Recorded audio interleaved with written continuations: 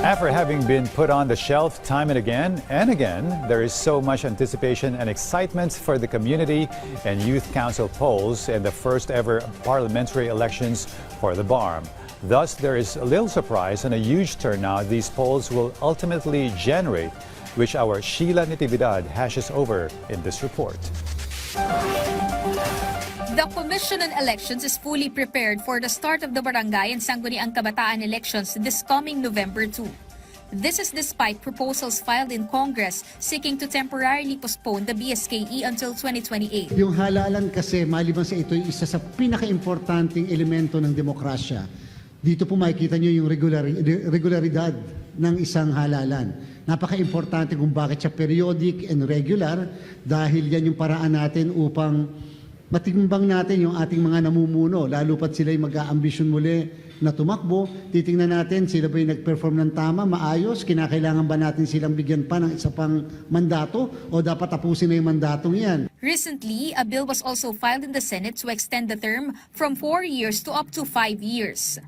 According to the proposal, this would provide barangay leaders with sufficient time to implement community programs, something COMELEC says is outside their authority as they will simply abide by whatever Congress decides.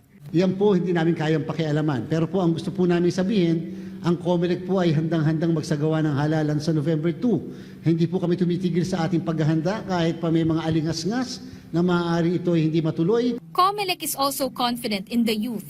During the 2025 midterm elections, out of the 80% of votes transmitted, 45% or nearly half were from youth voters, particularly those voting in the SK elections aged 18 to 30.